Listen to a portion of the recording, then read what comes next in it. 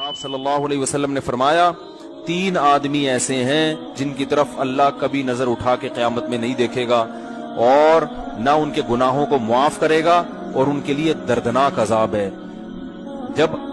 جب یہ آپ نے یہ الفاظ کہے نا تو حضرت ابو ذر غفاری رضی اللہ تعالیٰ عنہ بیٹھے تھے، انہوں نے عرض کیا یا رسول اللہ خابوا وخسروا من ہم یا رسول اللہ، یہ تو تباہ ہو گئے، برباد ہو گئے، اتنی شدید وعیدیں آپ ان کو سنا رہے ہیں۔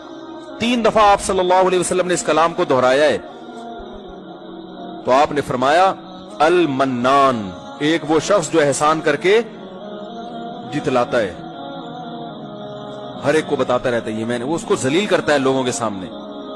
دوسرا والمسبل ازارہ، اپنے ازار یا شلوار کو ٹخنوں سے نیچے لٹکانے والا۔